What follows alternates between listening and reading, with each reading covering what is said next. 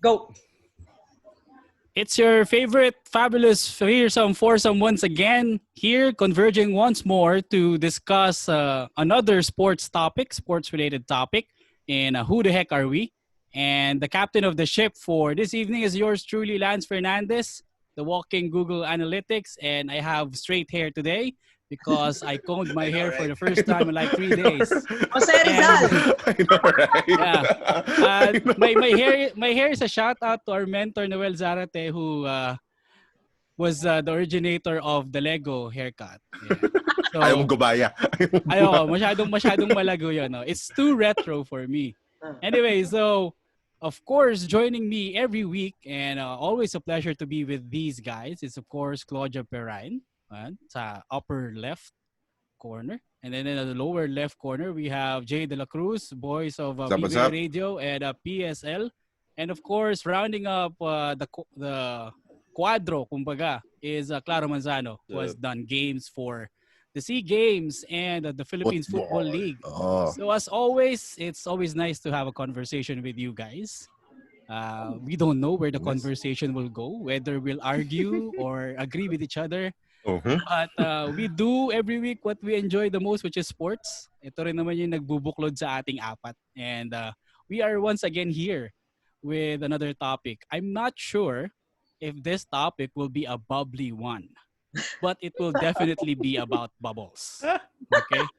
Not the tiny bubbles of Nora Honor or not the bubble gum, but we all know that in sports, as of the moment, it's all bubble talk. We have different levels of bubbles or types of bubbles. There are controversial bubbles.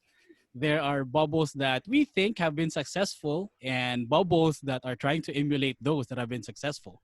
So we are going to tackle three different bubbles, but they're all related to basketball for this episode number 12. Can't believe that we are already 12 episodes in. It's Mas na tayo. Wow. Ano yeah, ba it's yung a milestone. Yeah, it's 12? almost an end of a season already.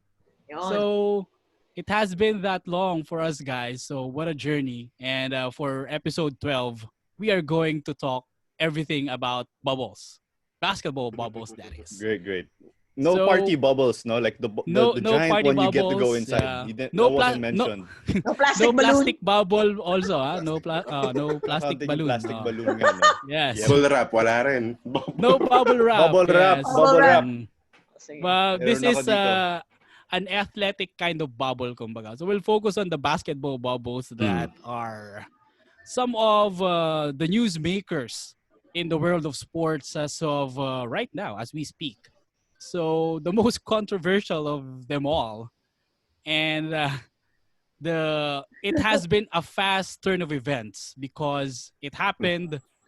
Some player got out of the team and then was recruited by another college. And it all happened so fast as the moment that the bubble burst. And we're talking about some people claim the Sorsogon bubble. Some people refer to it as the Bicol bubble. But whatever you call it, you know what happened. Players of the UST senior men's basketball team were in Sorsogon to have some practices. But there were some hindi kontento sa mga sitwasyon. They were not okay with the conditions, and then all hell broke loose essentially. Correct. So I guess given that it touches on ethics and rules, I guess the first person that I'm going to ask is Claudia. Wow. Yes, talaga. Are you shocked? No, I'm not. So, well, ano yun, hindi sa Giant talaga. What's your assessment with everything that has happened? What's your overarching opinion regarding this bubble, the Sorsogon bubble? I'm floating. Wait, Floating like a bubble, huh? I'm going inside a bubble. No. For me, mali. They're all wrong. Yun lang. Kasi we're in a pandemic. The rules states in the IATF, which they said that no training, especially amateur sports, are not yet allowed. In fact, PBA at that time when as you said, all hell broke loose. The PBA were not even allowed to practice. The PFL were the only two teams that I think, correct me if I'm wrong, that were allowed to practice, yet they did not because we went back into the MECQ. MECQ. Right, MECQ. For me, mali. Again, and I think I've stated this before. You have to follow whatever is given to you. You have to follow the rules. If not, something will happen. Something will happen. So to answer your question, mali talaga sila. And I guess later on we'll figure out, or we're gonna talk about who is at fault. I'll just say this line: as a boss, as a parent, as a coach, as a guardian, you never put a person in a situation where their life and their career are on the line. So, that's basically it. So I guess, yeah, straight answer, mali, wrong. Okay. How about you, Claro? Your thoughts on this? Straight up, it's wrong. Okay. But it shows you in a way that that's how competitive things have gotten, in a way. That you've resorted to training in a pandemic like this when lives are at stake already and you're doing something that's completely wrong. And don't get me wrong, schools, straight to the point, schools prior to the pandemic, back then when we were having UAP, value safety. Once classes are called off due to a typhoon or flooding, UAP games do not push through. It's just that simple sometimes. But in this case, you're disregarding all of that, and then you're going to put the lives of players in danger. I think that's what we can just say straight to the point. It's gotten so competitive that something unethical here was done for winning. And that's definitely wrong. At the end of the day, it's a game. We know that these players are on scholarships and this and that, but normally when you're in the college level, you're supposed to emphasize winning is just the end. You're supposed to develop players, and these are student athletes, so that's supposed to be the priority. And there's, I don't know, things are going around in circles. Sometimes we'll say, oh, how did the school allow this to happen? But I think the school hasn't really officially given any official findings until this time. They said that they are aware of what happened, but one school official stepped down. Yeah. And that school official of theirs was an integral part to the general championship. So that's such a big loss. Yeah. So they're aware of it, but as of this time, there's no final word yet on what's going to happen. Will the school be sanctioning anyone? Will GAB or the UAP be sanctioning the school? So we still have to find out at the end of the day, because what they did was against the government and health protocols. That's why everyone's saying stay home, and the opposite was done. Complete opposite, yeah. Complete opposite. Although 180. How about you, Jay? What's your take on this? Simpleng usapan, mali naman talaga yung ginawa nila kasi against government policies, di ba? Simple lang naman yan, bawal ang training, lalo na sa amateur, bawal ang training. Ang professional nga, di ba, very limited pa. So, it's flat out wrong based on government policies. So, however, the problem that we can say that arise from this situation is nagsanga-sanga pa eh. It became a complicated mess. Sanga-sanga. Okay. Sabi ko na nga ba.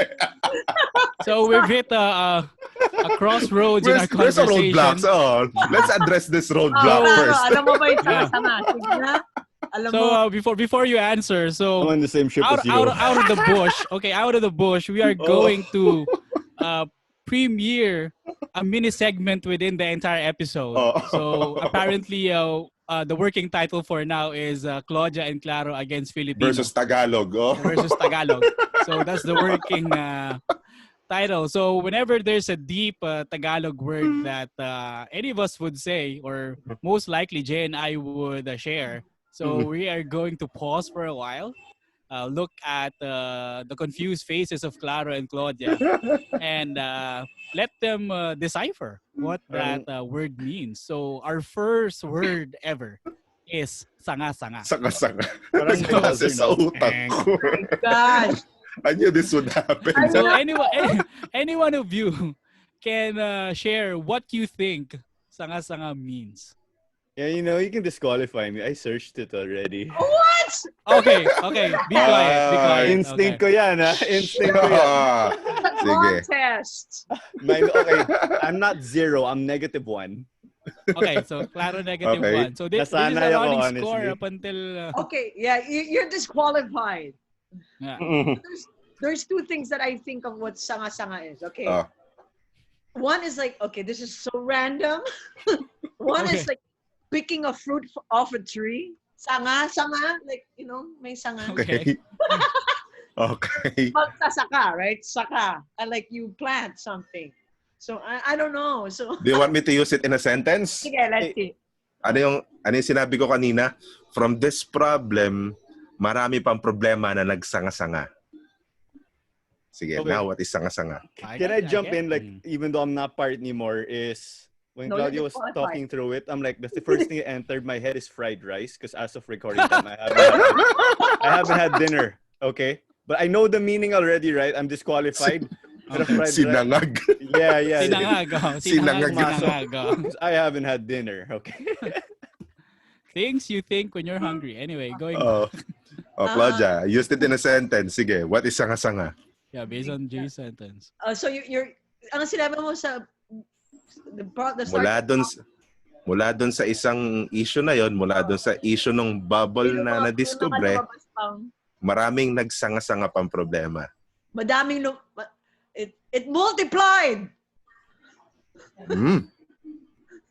Pwede. Pwede. Eh? Classified to. Ayon sa DTI representative, yes, Oh, pwede po yun. Pwede. Okay, Pwede. good. Pero, Alright. pero Jay, what's the most accurate meaning of sanga-sanga? Branch out. Sige. Branch out because nag-branch out. Nag-branch out yung mga problema. Like Sanga one kasi thing is a led branch. to another. Yeah, Oh, ganun. sanga is a branch. Sanga, ayun, 3 branch. So, going back, Okay. yan, one thing led to another. So, it's like, yung, basta tinambak na maraming lumabas na problema. Unang-una, ito, isa-isa natin but we can discuss about this, or you can counter my thoughts on this. CJ Cancino issue. Diba? He was kicked out of the team because of the issue of defiance of authority. Diba? Pero, on that other side, sasabihin ng isang side, tama yung ginawa ni CJ kasi nga CJ felt that the team might be himself and his teammates were not treated properly. But on the other side, the other part of that thought, Cool, kumbaga. iisipin, that the other school of thought is, teka, parang kung sa ginawa na to ni CJ, he put that entire team in jeopardy. Diba? I don't know about you guys. Ano yung take nyo doon? For me, the first thing is CJ backed up a lot of his claims. But at the end of the day, I still want to hear what the school has to say, because we heard CJ's side. I subscribe to it, but I still want to hear what the school and team management will say. But he is taking one for the team. We can put sports aside. When there are issues, it's tough to be a whistleblower because you can get affected in the long run in your career. But these whistleblowers are taking one for the team, normally for the common good. So that's what he did as a team captain. Yes. That's the word I was looking for. He's the team captain. So as a team captain, I think you have the duty of care as the leader to step up. Naman, 'di ba, normally in a team, whether whatever sport, the ones that are not the team captains go to the team captain so the team captain could speak to the coach, right?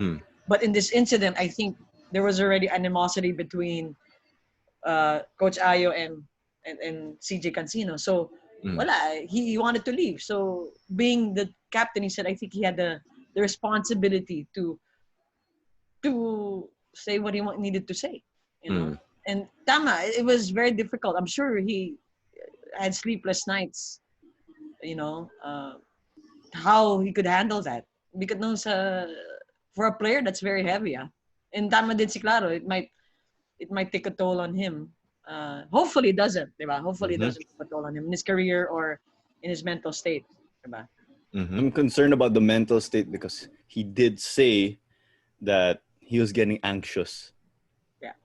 Alos lahat sila, diba? Actually, it's a very talagang nakakakilab, hindi naman nakakakilabot.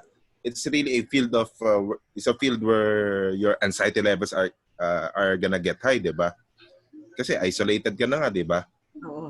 Na ang layo mo sa pamilya mo, and then ang mga kasama mo talaga, and the things that you're doing right now are the things that you're not supposed to do. Diba? Yes, it's an uncertain time. So it's you a very uncertain understand time. that you can't blame him for getting into that. Of course, we're in a pandemic, of course. Everyone's having their ups and downs. And then what more, like what you said, you're putting yourself in that situation. It's not the time to be doing any of that. Yeah. Or training or anything. Yeah. It's just professional teams, but that's a totally different. Professional sports is a totally different thing again from collegiate. Correct. Pero ito, go ahead, Claudia. Like I was saying, parang mental state. Imagine mo, tama si Jay. Like they're already doing it wrong. They know that they're, you know, they're not going on. They're not following authority, right? And then there's somewhere, they're in Bicol at Sorsogon. They don't see their friends and family. They don't see their loved ones. You know, with all that emotional stress and mental state, you could break. You could break, diba? Of course, I'm sure Lance is gonna talk about the food there and etc. But I just want to say this also, as a coach and as a sports team or an athlete myself, one of the first characteristics of an athlete is discipline, right? And following the rules. I think, diba, we have to follow the rules. We follow the rules in any sport, basketball, soccer, whatever. We're bounded by the rules of a sport. Just because we're not playing sport per se, we're still bounded to the rules of the government. And then as an athlete, we have to follow that. We have to be disciplined enough to follow that. How if the coach is the one na nagkakamali, how does that make the player feel? Diba? Parang, oh my gosh, I mean, if the coach could do it, I could do it. That means in my professional sports, I could make daya also. So, diba, it doesn't resonate well. Yeah. So, Lance, sorry. Yeah, no problem. Well, my take on this is when somebody wants the news to come out, it will come out. So eventually it did. Normally, during these months, these are the rest months for UAAP basketball. So whether there's a pandemic or not, they are primed to have this break sana because you know how busy an athlete's time is because they don't have a normal schedule. They practice in the morning, go to class in the afternoon, and then practice again in the evening. And then they cram all their assignments hanggang gising sila. So they are looking forward for rest and relaxation. And obviously, honestly, I don't see parang the bubble was more of a detriment to the cohesion of the team because not everybody wanted to be there. Instead of, the coaching staff might be looking at it that, hey, we're executing our plays better. We are feeling the game of each other better.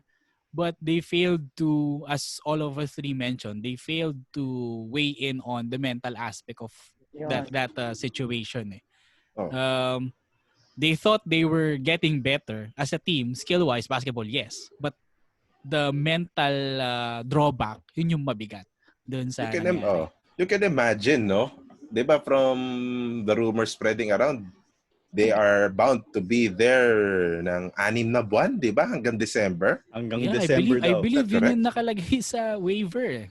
Oo. Yes. That's one So, more asterisk with the waiver also. But after you, Sir J. Pero, hindi. Going to Lance's point na totoo na skill-wise, made-develop sila, the execution. Pero, you have to consider then pero, no, I mean, what I wanna say is, dun, with the players, nung lumabas yung, sabihin natin yung unpleasant, unpleasant living conditions nila doon, so to speak. Dito, kasi di ba you've been hearing guys or former college players that flat out was saying na mas malala pa yung naranasan namin dyan, no? Guys like Vic Manuel, Alain Maliksi, ay former UST player, di ba? Ng recovery meal daw niya, siomai rice. Na somehow nakakabis kumain ng siomai rice, di ba? Oh yes. College days. Especially in the UST area, masasarap yung kainan dyan. Pero yun, going back, if you hear these guys who are right now na nasa PBA ngayon, di ba, in a much better place, and then pag maririnig mo pa yung mga kwento of the guys like Mark Pingris, Mark Baroka, yung mga talagang rags to riches talaga ng mga kwento na yon, would you think, or some people might give that the connotation of these UST guys na nasangkot nga sa insidente na to as being whiners, as being soft, as being all of that, di ba? Those guys are put in this tough situation eh. Precisely. They should have not be there in the first place. Yes, and one thing, they signed a waiver to be in a dangerous situation. As mentioned, Yeah, whether forced or not. As mentioned online by a renowned lawyer in Mickey Ingles. Yeah. So a waiver or anything binding when you sign a document, put yourself in that dangerous situation, it's supposed to nullify it also. It's something we also picked up. You know, it's in general law because you're putting yourself in harm's way. Because we have directive again to stay home and everything. And they're minors, Yes, exactly. Minors sila. Actually students. They're students. Yes. Yeah, sorry, not minors, but yeah, students. But students. Again, you know, the food, I'm not sure, Lance, are we talking about the food now? Well, we've touched upon it, so let's jump into it. I guess the only difference that I see from before and now that made it somewhat a big issue and making it a big issue is social media. Okay? Yes. Back then, you didn't have the leverage to put up whatever hideous meal you've had or whatever budget-friendly meal you've had. Agree. But I'm sure if you've had social media during the time of the Alain Maliksis and Vic Manuel, somebody, just one player will have the guts to put that out. Because in their perception, they're athletes, they represent the school. Ano ba naman yung alagaan sila ng masarap na? Ano ba yung decent food? Ganon. May ganyan mentality sila eh. They sacrifice their bodies, their time, their sleep. It just so happened na social media is just a great equalizer that CJ Cancino can, post the alleged food na mamantika and all. And he has a following on Instagram also. Not Instagram. IG, social media diba? as a whole with his image and likeness. So social media opened up old wounds, I guess. Yeah, it did. Pero parang kasi, what happened was nagmumukhang So habang nagrereklamo yung mga bata, yung mga matatanda, parang dahil nakaraan na. So parang nire-relieve na lang nila through social media na kami nga ganito lang eh.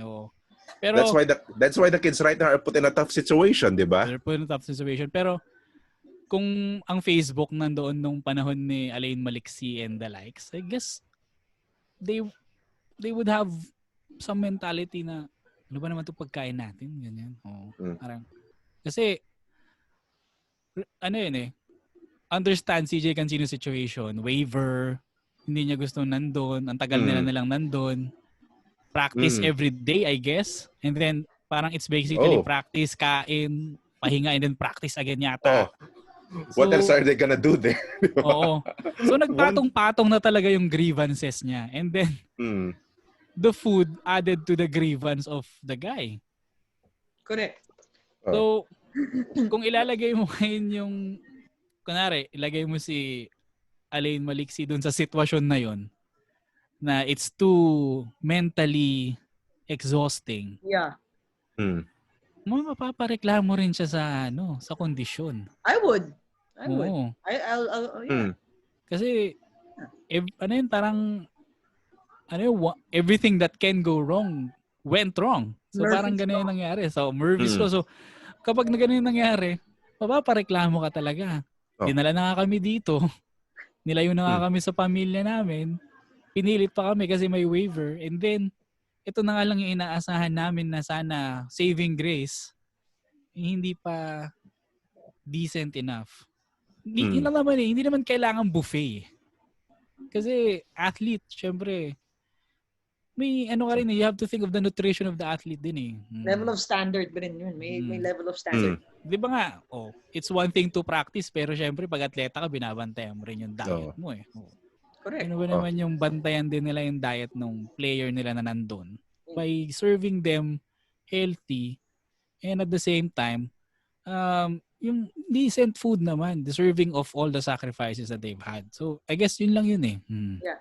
Just to, again, okay, number one, they shouldn't, these players that are saying na, no, kami nga, kung dati ganyan, and we guess we know these players, pero they're still missing the point. The point is, mali. The whole point is that they were placed in a really not so good situation, di ba? Na number one, they broke the law. Plain and simple, they broke the law. Okay, and for the food, as a coach, you're already breaking the law. You already know as you're breaking the law. Why can't you just help them not snitch? Oh, yes. If you're gonna break the law, make sure you do it right. Classic, no? Wala na mahuli kung walang mahuli kung walang papahuli, no? Walang makakalam kung walang magsusumbong. I mean, and these are your athletes, they're under your care. You take care of your athletes. You take care of them. Again, mantika and all that. Tama naman eh. I guess if everything could go wrong, went wrong. They're so far away from their family. These are boys. They're young. They want to see their siblings. They want to see their friends. They don't have Wi-Fi in the time of internet. And they said signal there wasn't really good. So also, you can't blame them. But for me, again, it says if you're the coach, magdadaya ka. If you're gonna break the law, make it right. Ito nga eh. Ito yun, di ba? For all we know, baka mamaya, guys like Brent Paraiso, sila Ira Batalier, sila Sherwin Concepcion, baka kumakain rin dyan ng pares doon sa may sa may Pinoval, yung mga nagtitinda ng pares doon. O kaya doon sa may parking building ng UST, yung Baxilogs, baka suki sila ng Baxilog doon. Baka pumapakyaw ng mangtuts, banana ram yan. Baka the best, baka naglalakad pa hanggang Moraita yun, dumadayo sa Hepa Lane, di ba? I think dapat dalhin natin si Claudia doon sa Hepa Lane na yun. I miss that place. Pinoy food. May sisig at rice. Have you been there, Claro, Hepa Lane? Sa Hepa Lane? Yeah, honestly, no. Pero I've had my own street food experience in Taft, right next to Rizal Memorial. Oh, yeah. I can show you. I can show you around also if ever, or we can do a trip there eventually. Pero if anything, no, tama si Claudia, none of this would have happened. None of this would be discovered if they stayed home, they followed rules, walang nag-basketball habang nasa pandemic pa tayo na to. Walang mangyayaring ganito. Yeah. Diba? If I can add to Sir Jay, first is we're in the age of information or social media era. It's so hard to not document things. Back in the day, it was the complete opposite. It was really difficult to document things. Okay, that's one. And then the other thing will have to be, I like to go back to nutrition. I respect what the PBA players went through, of course. But Yeah. let's remember, we're also developing sports in this situation. If we want to compete at a high level, not just locally, but also at the international level, there are things that we have to continuously improve. And part of that is nutrition. Because again, that fuels your body. If you look at players who are training in the USA, look at Kai Soto. He's been able to bulk up in a proper way. Yeah. That's because of the way they really that's because of the way they eat there, the nutrition and everything. You see, why do Americans and Europeans have basketball bodies where their centers are at 7 feet or 6'11"? Because of their diet and everything. And the bottom line also, it's just that you have to eat properly, because if not, you might get sick. And the eating, it also hits your mental state, ah? Yes, that too. Yeah. And then, so you mix the tense situation there, maybe we can imagine, in that hashtag Bicol bubble, and then the food's not so good. So the more, I think that's a negative and a negative, but it doesn't make a plus in this situation. Yeah, negative makes a plus. Two wrongs in this situation do not end up in a positive here. No, it's not applicable in this situation. Different from math, yeah. diba? Yes. One quick one quick question to everyone. Can somebody make a guess kung ano kaya yung ulam na nirereklamo ng mga players doon? Ako, pork adobo. Feeling ko adobo. Kasi kung mamantika eh. Kasi yung adobo, parang there's no in between eh. Either it's mamantika or tuyo. Tuyo. Parang you haven't seen an adobo na kalahating mantika, kalahating tuyo. No eh. It's extremes lagi eh. It's either so dry or so wet. Yung adobong Pinoy eh. But I like ano sa tingin mo ulam? Maybe adobo. Adobo. Tsaka yun yung madali ang lutuin. Isipin mo ilang tao yun. 12, or fried 15. chicken. Fried chicken. Yes. Fried chicken. Adobo. Mahaba yung shell life. Hindi na madaling lutuin for a lot of people. Hindi na papanis. So pwede mong ulit-ulitin. So it could be one of the suspects. Yeah. Adobo. Okay. Let's, in theory, kung adobo yung go-to meal nila, siguro yung second in line, fried chicken, like Claudia. Yeah. And then after that, baka longganisa. Sa tingin ko. At yung... May sorsogon longganisa kaya? Yun nga. Wherever you go in the Philippines, they actually have different variants of longganisa. So if you go all the way to the north, for some reason, yes. There's a lot of garlic. I think if you go, yung Tagalog medyo sweet. So as you go from one place to another, they have their own variant. So ayun. Try ng sorsogon longganisa. Natin sa mga Tagalog. Yeah, maybe let's try to find out. Maybe there's something in Albay and then inangkat nila sa Sorsogon, ganyan. Ganun. Isa rin staple yan. So it's either adobo or longganisa. Yun ang suspect. Adobo. Maybe fried fish also, because Sorsogon is in the south. Ooh. Seafoods. Yes. You're close. Good, yes. man. You're by the sea already. So pwede ring mamantika yun. Tuna belly. Picture na puro crab. Imagine that, prawn, tuna belly, high blood ka. Sige. Tilapia, fried tilapia. High blood ka tapos you're expected to practice. High blood ka sa practice. Ganda ko. One player Ganda got sick, di ba, Sir Jay, guys? Yeah. That's one. Yeah, physically sick. Yeah. It was Batalyer, I think. Yun. Pero yun, adobo suspect ko. Adobo. Hindi pa kumakain si... Pero nabanggit mo si Kai Soto. Alam mo kung bakit nagbaback up si Kai Soto? Star margarine yun eh. Following the footsteps of James Yap, no? Yeah. Star margarine, the best. Iba na ang matangkad. Iba na ang matangkad, di ba? Proven time and time again. Pero to wrapping up this conversation about the Bicol bubble or the Sorsogon bubble, I have two remaining questions na lang siguro. One, how much will you hold the school accountable? Because obviously, IO is accountable. Yeah. But the school. Okay, so that's the first question. Good question. Second question, ano sa tingin niyo yung magiging kahihinatnan? Or... Oh my gosh. Honestly. Ding. Honest. Yep. Hands up. I'm not Sorry, hindi ko inasadya. That was the first thing that went out of my mind. What Tagalog word playing. No, or we can hold the word for next session. Let's just fair game. Sige, No okay. opening of phones. Okay. Oh, thank you for putting a sound effect into it, Claro. Yeah. Ding ding. Yeah. No problem.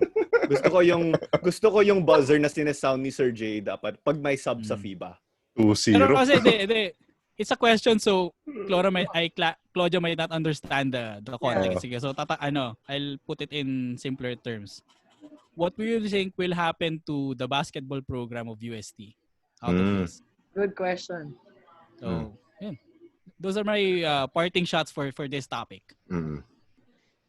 Like sa school, ang hirap na I don't know if we could put the school accountable. Well, one did step down. I think that's I guess it's honorable.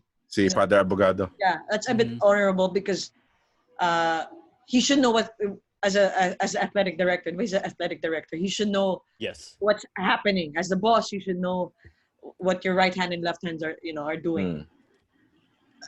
But if your coach is going rogue and did not tell you, ang hirap. That's a very good question. I don't know. Maybe Jay and Claro could give an answer. For the second one, what would happen? I wish UST could still stay because the players are good. The players are there. They're it's not their fault, and I think they just have to change the coaching system, change the management. Put the guy who did this responsible and accountable. Whether it's going to be a ban for 2 seasons, like we read about, there's a talk that's going to be 2 seasons or 1 season. I don't know, but yeah, maybe a ban for 1 or 2 seasons. But don't. They could scrutinize the basketball program, but I hope it's for the better. Can I say that I agree with Claudia that management should be held accountable and the people behind the Bicol bubble. But the thing is, I'm not for suspending the team and stopping them from playing UAAP because I feel that the people accountable are higher up. And here's my concern if you suspend basketball. The first is these players, their careers will be in jeopardy. Next thing is basketball is a mandatory sport in the UAP, even in the NCAA. And if you don't play in basketball, other sports cannot play. And the whole sporting program in that situation will be frozen. Yeah, Not just the careers of basketball players, but the careers of other athletes. Yeah. And again, they rely on their sports for their a lot of them rely on sports for their scholarships. That's true. Yeah, I agree with you there. Management suspend the players. Yeah. Kawawa. The players for me, kawawa. That's my take because we've seen what has happened to people who have gotten suspended already. Yeah. We've seen the effects of that. And you do not want to hinder or limit these students. They're here at the end of the day to study. It's for their future. And they will be hindering their future if that happens. I agree. But tama. I agree with you, Claro. The suspend the upper management players, let them play. Tama. The difficulty in this one is how do you punish an institution, di ba? So sino yung mga this is where this complicated mess is going here. If you are going to punish an institution, how are you going to punish an institution?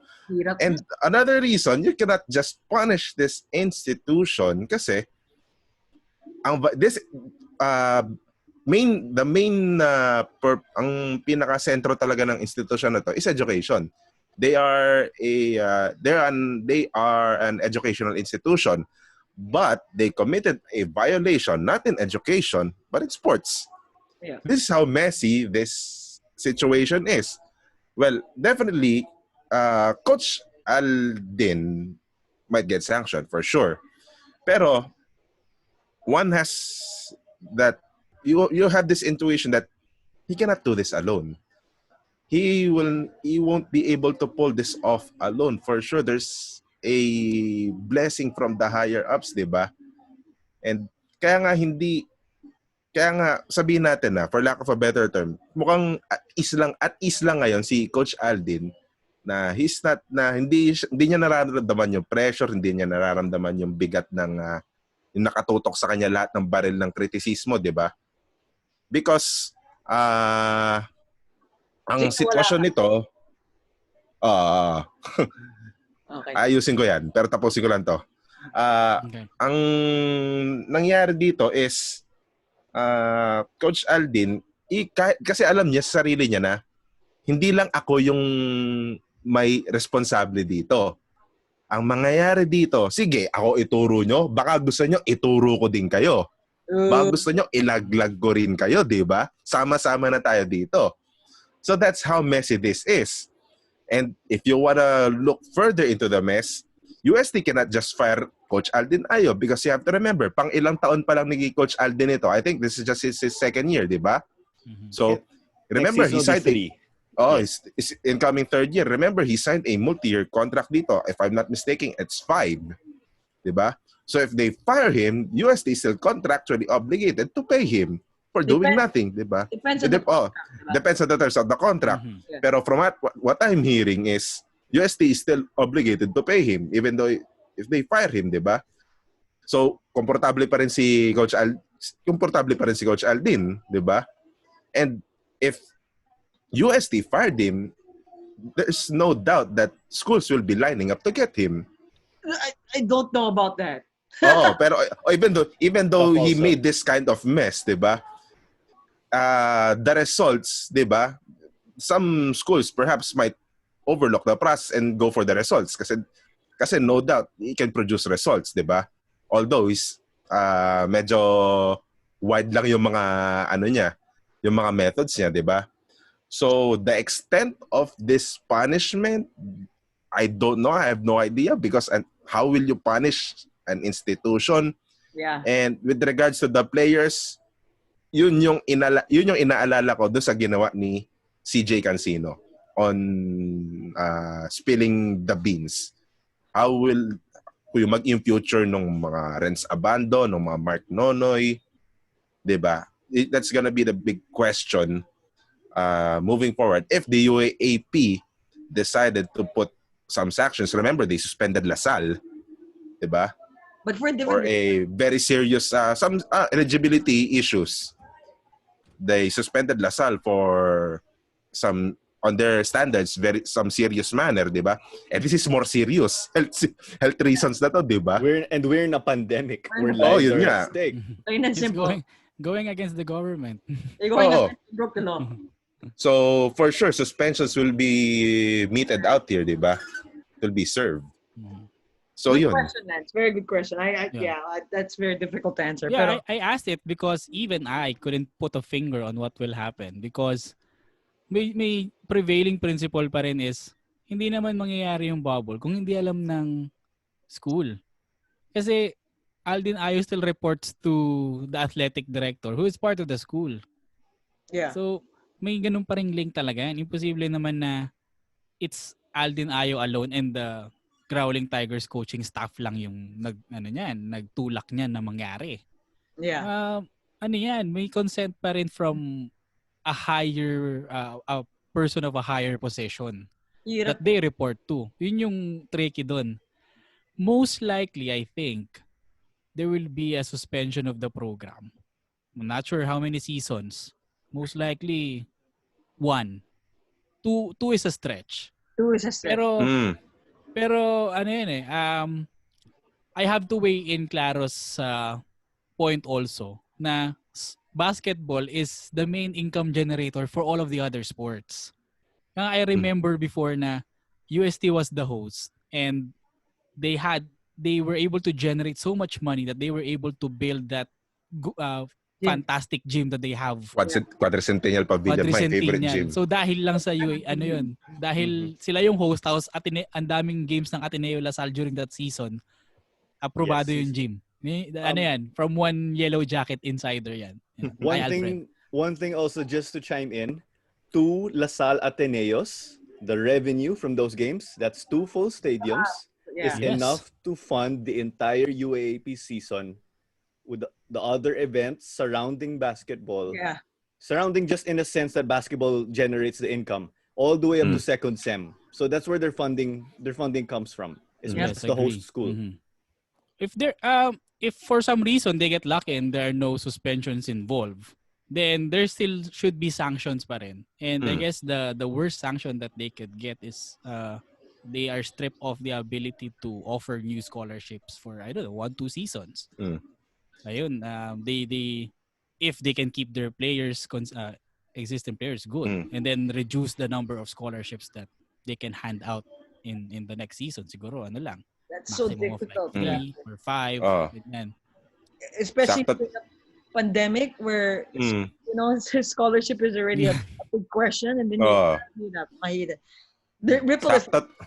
Ripple effect. There's a big Oh, ripple. sakto to. Pag nag-air tong episode na to, may resulta na yung investigation. Perhaps Yeah, I believe UAP so. Yeah. has made its decision. But ang hirap. UAP and the IATF. But it's very, very difficult. It's a complicated Yeah, mess. super. I Mhm. don't. Yeah. I just wish well for the players, for the school. Yeah, and Mm. for the coaching staff, you put your players in a situation that they shouldn't be in. Mm. You have the duty I of agree. care. You have the duty of care to take care of your players. Your coach. Yeah. Okay, so from one bubble of a mess to another, we go and we go overseas. So we've talked about the Bicol bubble, and now we jump into the NBA bubble. For the first few months, everything was running smoothly. The games were played well, but until this boycott happened. But the season will eventually return. Mm. They had a change of heart, so to speak, led by one LeBron James and mediated, of course, by the great Michael Jordan. Mm-hmm.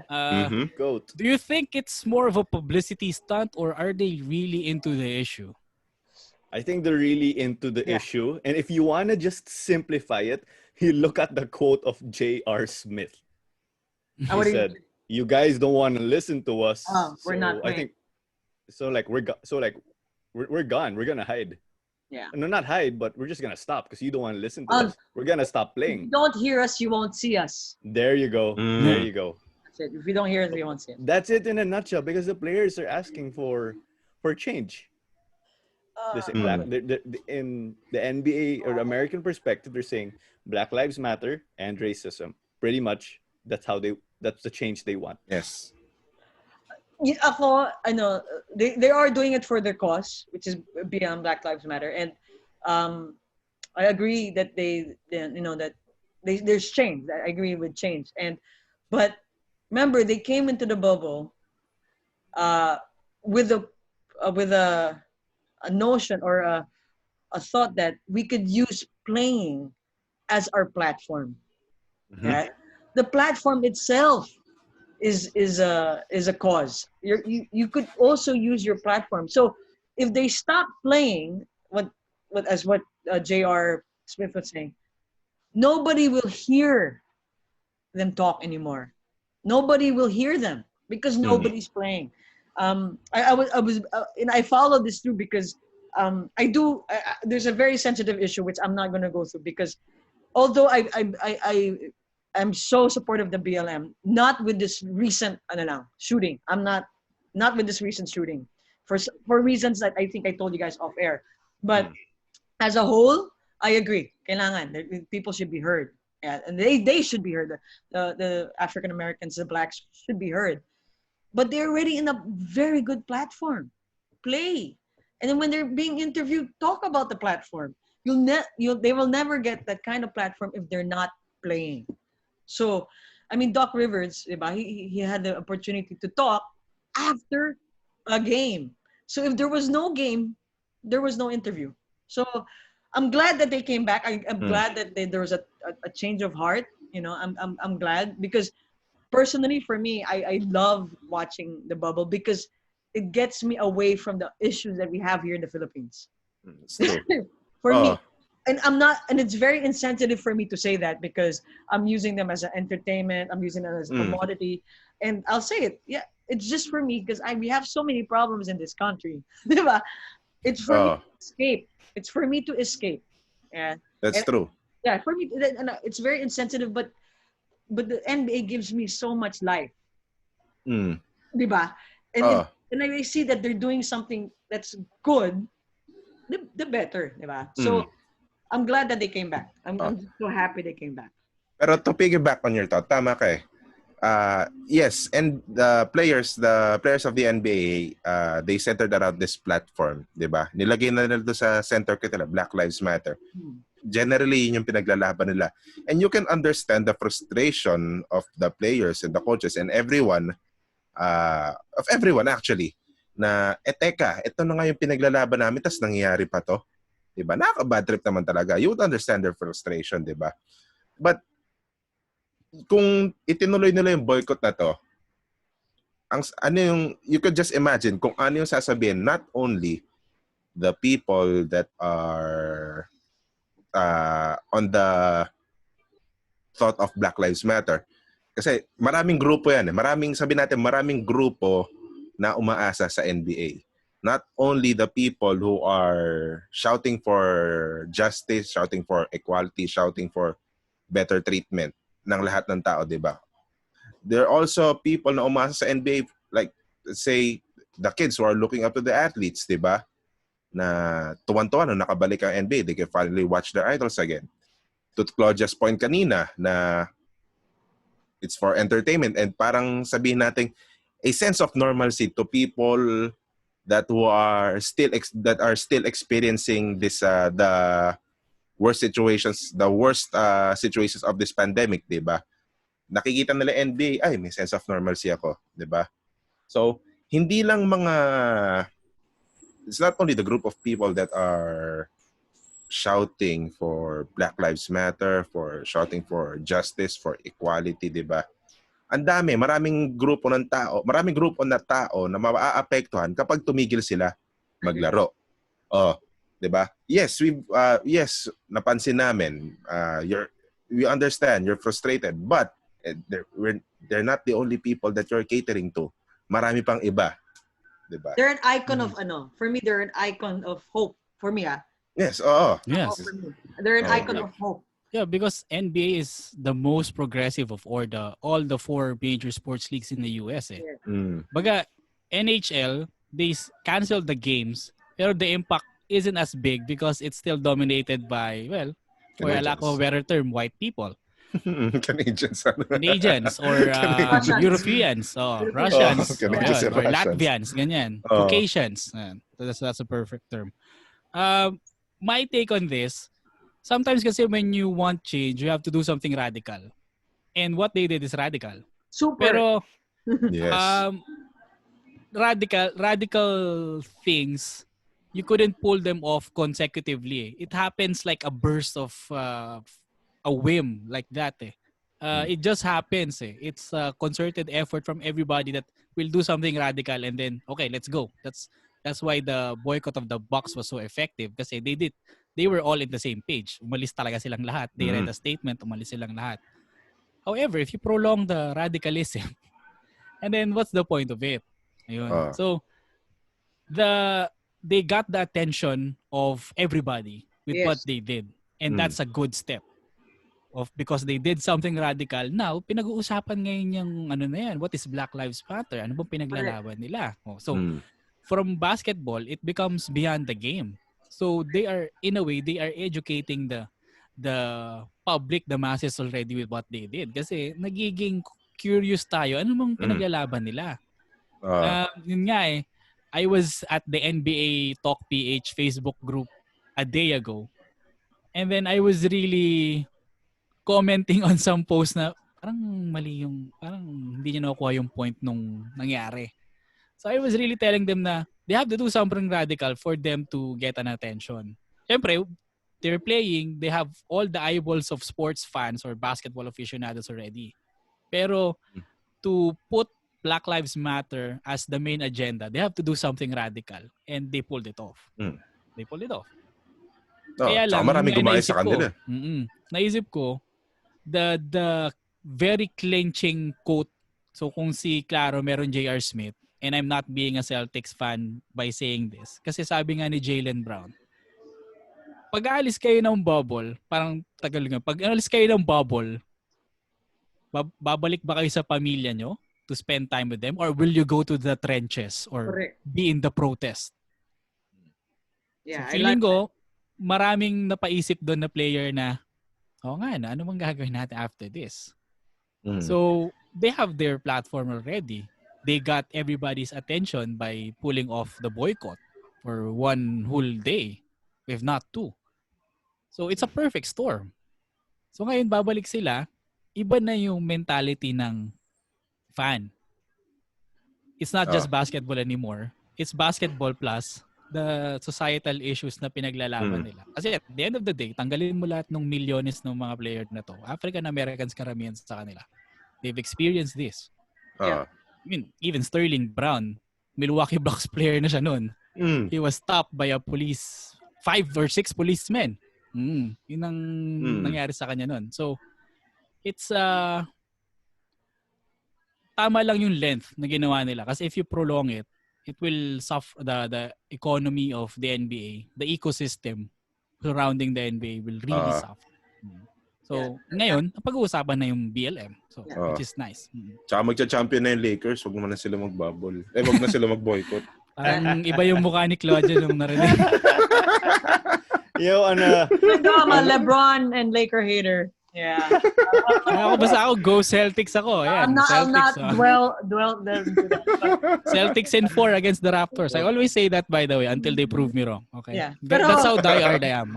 Pero I just want the Rockets to go through. Pero now that we're discussing it, so we're done discussing Black Lives Matter and the NBA bubble. We go to the action itself. What surprised you? Who surprised you the most regarding everything in the NBA bubble? Everything in the NBA bubble. Play lang, yes. Wait, can I just add lang sa BLM? Di ba earlier? Okay, sige, go. Konti lang, then we could... And then jump into the next topic. Di ba we were talking about the Sorsogon bubble or the Bicol bubble, how they were mentally pagod, di ba? I'm sure, I read in an article, I'm sure they were also like, oh my gosh, we're in a bubble, haven't seen my family, I'm in a hotel. It also gets into your mind. So when they heard that the shooting, even though again, I won't delve into that and who was shot or anything because that's beside the point. But they, syempre, knee-jerk reaction, oh my gosh, diba? So, that's where the frustration is coming from. Frustration is also coming from. But I just hope na, tama, they're in the platform. I'm being educated as well, and I love it. I'm reading I knew about it, but I'm diving into it more. I'm diving into more because of what they did. I agree. Same with me. Yeah, yes. I'm being able to take advantage of that platform. Yeah, the BLM, I understood it, and there's so many. It goes back, and then of course, there's other lives that do matter, but focuses on BLM. I'm studying it. Yeah. So yun. Anyway, sige, Lance. Go. Sorry. Yun. Yeah. Jump into the play side of things, Claudia. Who surprised you, or what surprised you the most with all of the action? My Ben Simmons getting injured, Philadelphia's getting Go Celtics, fired, and then Phoenix Suns. Galing. Oh yeah, Phoenix Suns. Yeah. Phoenix Suns, and then Devin Booker continued to shoot in the off season. In another. Oh yeah, definitely. he keeps on connecting. That's all I can say. Yeah. Connecting from the field. Okay. Yeah, regularly, parking lot and beyond. Yes. He knows how to shoot the louds out. So hats off Devin Booker. Yeah. Claro, ikaw, who surprised you? What surprised you the most about the action in the bubble? Honestly, it was the Suns also, like Claudia. But in the midst of the action, because they're in a bubble, it's so unique. That's these things branched out. And I don't even remember the word from a while ago in Filipino, but what branched out is the following. Sagasa. First, the Phoenix Suns, the family members of the starting five introduced them. I really love that. Yes. That's very I couldn't cool. stop watching it. That was great. The second thing will have to be the vlogs that have come out. Oh yeah, yes. The vlogs the vlogs that come out really got me. There's the vlogs of Matisse Tybul. Unfortunately, that's one man down already. They're out of the playoffs. That's why I wanted the Sixers. I wanted the Sixers to stay. Troy Daniels is someone who is also in danger with Denver. So that's something that's amazing. They've been showing us the bubble life. There's JaVale also. Yeah, but JaVale is not really that. He may stay a bit. He may stay a bit long. I have to say. I hope not. All There's right. also one of the Holiday brothers. Drew there's one- Holiday at that. Mm. I think it's another brother. And the thing that stood out there for me is the vlog of Matisse Taibol, because everything we've been talking about, he's also using his as a platform to help people out. Yes. Yeah. He's also promoting Black Lives Matter and racism and everything. And then there was also this up-and-coming shoe designer from Cleveland, if I'm correct, 16-year-old who sent him shoes. And he said that he was going to rock those shoes in one game.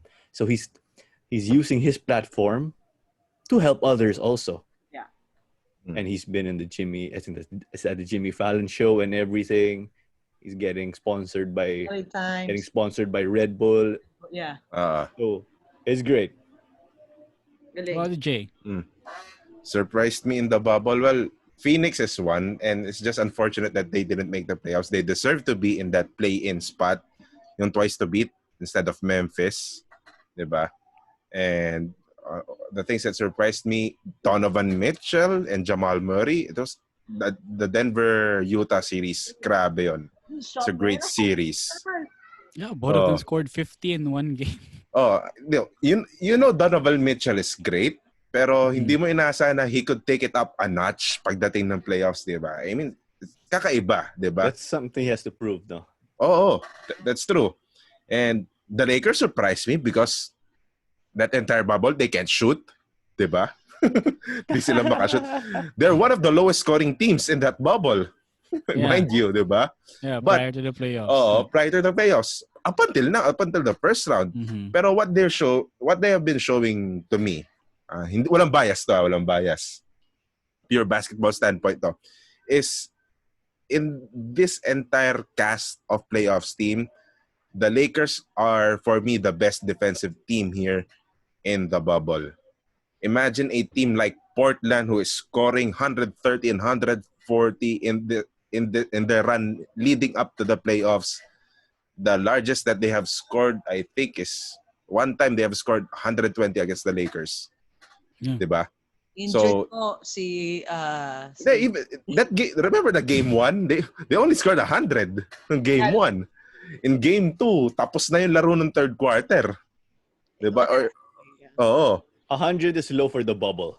Yes, 100. Yeah, it was just one thing that is very surprising. You know? Right? Yeah.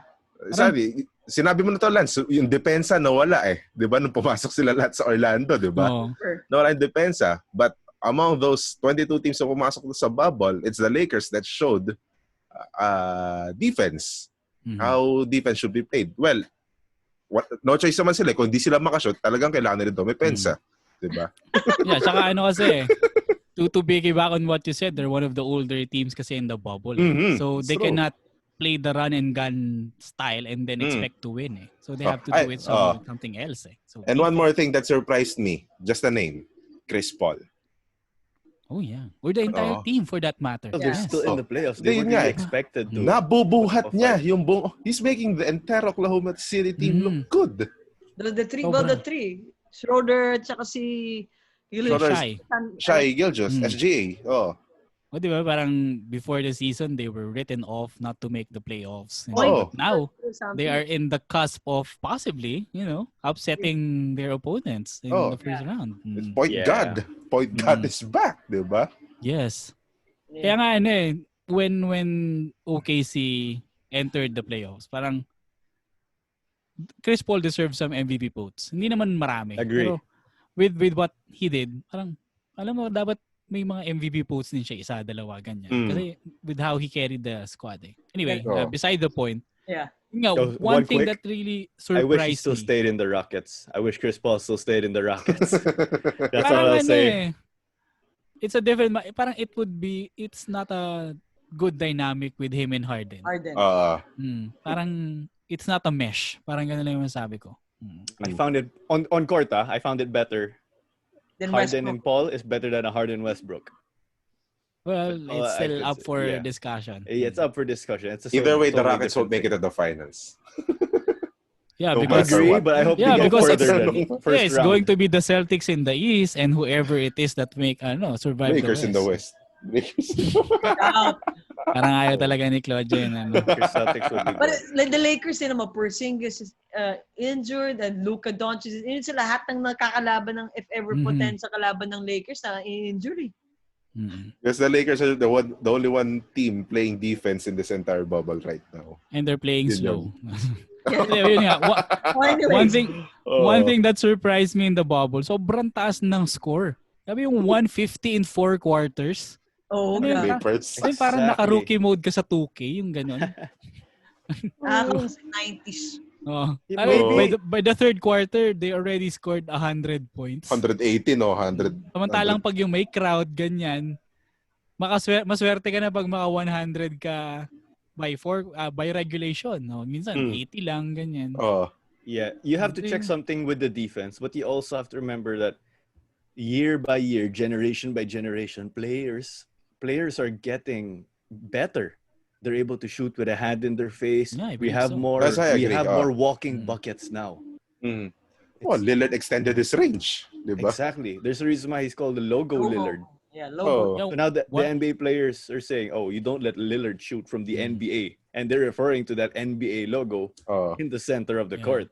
Yeah, that's why they are going to scrap the 3-point shootout na daw eh. Logo shootout na daw sa All-Star eh. So it's him, Steph Curry and Trae Young. Ayan, and whoever it is that would like to join pa. So hindi na daw 3-point na paikot. Galing na lang daw sa logo yung shootout. Yun na yung All-Star. Yun na yung All-Star attraction. Kasi yung pinakit sa Orlando, si Mickey, nanonood siya sa Nagagano'n siya sa feature. That's one more thing. Yes. The unexpected fans, the virtual fans, The diba? virtual fans, no? Nanonood si Goofy, lahat na ng di ba? Shaquille O'Neal, ganyan. Si Dirk nga, nandun. Dirk. Paul Pierce. Hindi mo alam Deuce, kung the son of sila Tatum. mismo yun. Minsan parang lang eh, yung Virtual yung standee, parang poster lang na dinikit doon na. Tapos hindi gumagalaw ng buong laro. Hindi mo alam kung sila talaga tuloy. Nang-trip lang yung... Pati yung virtual, yung virtual fan. Yes. I think it was, sino ba naglalaban? Dallas ata, tsaka, it was a Dallas game, and then nandun si Steph Curry. Diba? Tapos si Mike Breen ata or someone else, they were talking about Steph Curry, tapos tumatawa si Steph Curry kasi narinig niya yung Yeah, he's supporting his brother. I love it. It was, Yeah, indeed. great support. Ayun, another thing that surprised me in the bubble, one more thing. Hirap ang Clippers. Because they're missing one player. He's back, playoff P. Okay. Wait, tough. Yeah. I never really expected that the Mavericks, for all the talent that they have, seriously, to get 2 games out of a very deep and talented Clippers roster. Never diesel really ang Clippers, diesel. Sige. Pero coaching brilliance of Rick Carlisle, yung pa isa. Yeah. Tsaka rin kasi hindi rin kasi marinig ng Clippers yung boses ni Doc Rivers minsan siguro. Kaya natatalo sila. Very hoarse na. Kawhi, you gotta stop the ball. The ball. Wala nang crowd yun, ha? Wala nang crowd yun. In-house music na lang yun, ha? Tsaka virtual, tsaka fans sound, ha? Kaya di pa rin nila naririnig si Doc Rivers. Kaya siguro sila natalo sa 2 laro, He needs a Britney Spears microphone, and his voice will be amplified in the sound He needs a new larynx, I guess. He needs a throat surgery. Voice box. I'm not sure about he needs a throat yeah. surgery. Kailangan niya ng bagong lalamunan. Yun. Anyway, so we've discussed everything about the NBA bubble, and there's still a long way to go kasi first round pa lang. So, second round, conference finals.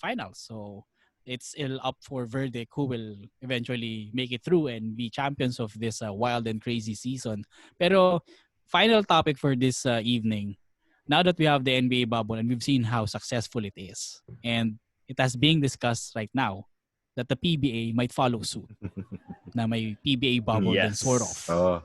So basing on all of what's happening in the Philippines, basically, do you think a PBA bubble would be as successful as the NBA bubble? Yes. I say yes. Yeah. So long as it go ahead. So but you need to adapt. Yeah. Just because they did something in the NBA doesn't mean that it's gonna work here in the Philippines because of different situations. Of course, the PBA is a different league from the NBA. They run a different model, so that's where they'll have to make those modifications. Yeah. It will work so long as they're not in Manila. So long as the bubble is not in Manila, it will work.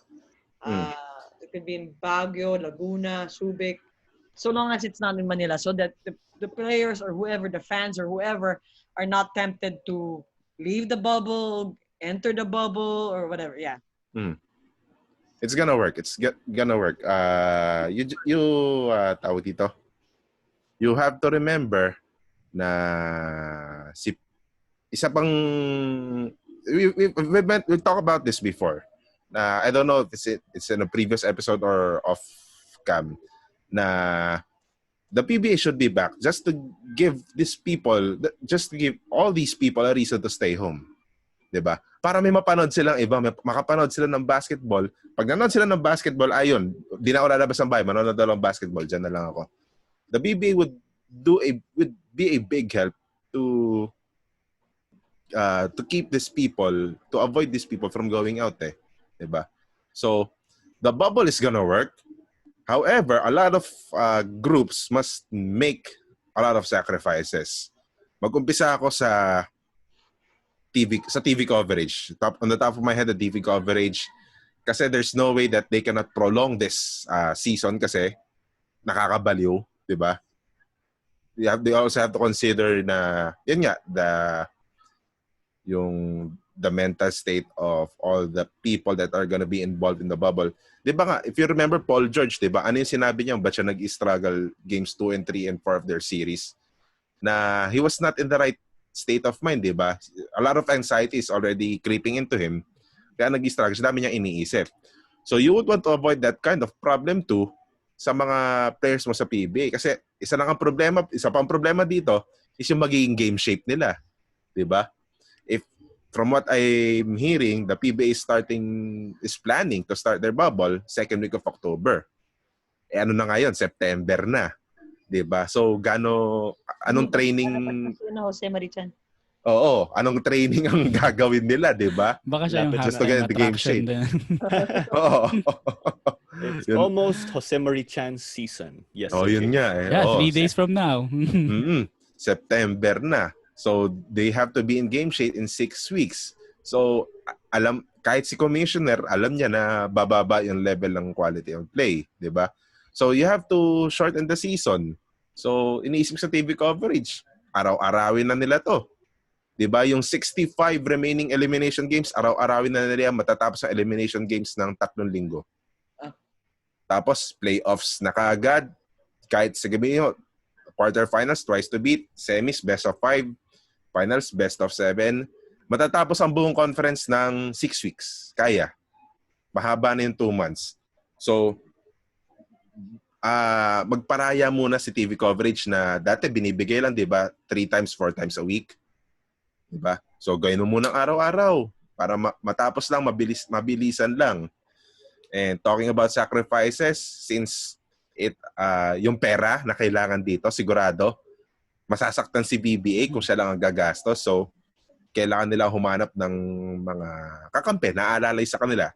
The teams might find some funding, some sponsorships to lighten the burden sa end ng PBA. 'Di ba? Financially, and then the players, konting sakripisyo lang, sama-sama muna tayo para lang maumpisa natin tong basketball ulit sa Pilipinas. And again, just to give some sense of normalcy to these people, and most importantly to give a reason to these people to stay at home. Yeah, for me again, Lance, short answer, will work. And for those that are saying wala naman nanonood ng PBA, you guys, man, just start watching and stop being critical. Just watch the game, right? Dahil nga, maraming manonood niyan. Pag bumalik ang PBA, maraming manonood. Yes. Kasi especially, most of the people are in their homes. Yeah. Nothing else to do. Yeah, but there are people saying wala naman nanonood, kaya wag na yung PBA. Dude, I'll argue tooth and nail with you.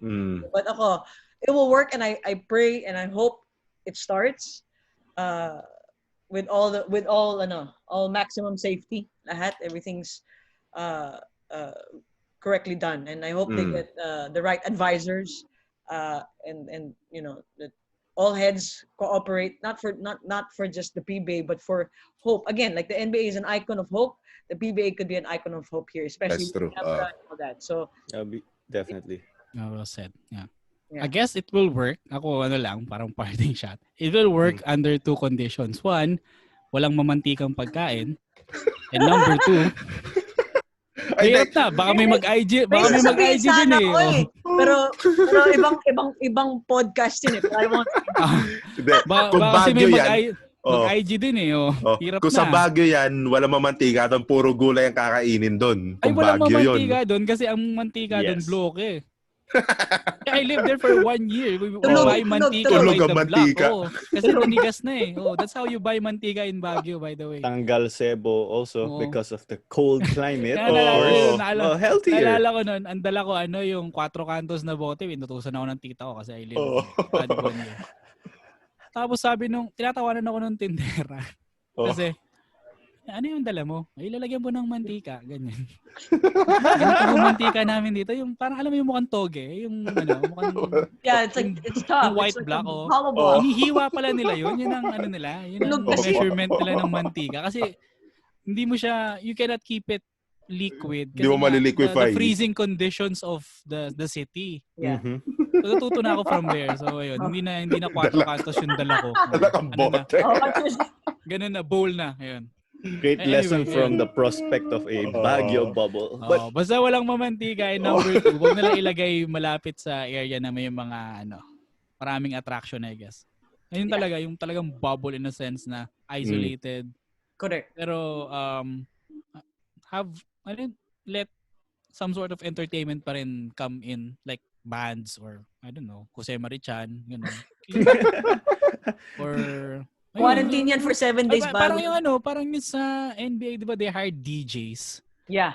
May club din doon. May in-house club doon. So, yeah. Well, all of us is hoping that it will work. All of the sports fans, all of the basketball fans are working and it will work. Yan. So, we've been spending pretty much 90 minutes discussing everything about bubbles, basketball bubbles, sports bubbles. We've discussed the good, we've discussed the bad, and sometimes the ugly. But in this time of age wherein nothing is certain and we are still uncertain of what will happen months or even years from now, the bubble gives us a semblance of normalcy and, of course, a beacon of hope for all of us. So we hope that all of the sports bubbles will be run according to rules of the government, of course, number 1. Number 2, that the best team always wins, and hoping that no untoward injury will happen. And number 3, that it would spark the love for sports and basketball, not just for foreign players, but more importantly, for our local players also sa PBA. That once they watch the PBA bubble happen, that they will be inspired to pick up a basketball and play the sport, or talk about these heroes also who are sacrificing their bodies to play the sport that they've loved since their childhood years. So, not to burst your bubble, of course, we've been sharing our opinions, our views. We've been sharing our expertise about the bubble. And not to burst your bubble, once again, who the heck are we? Correct. Suave.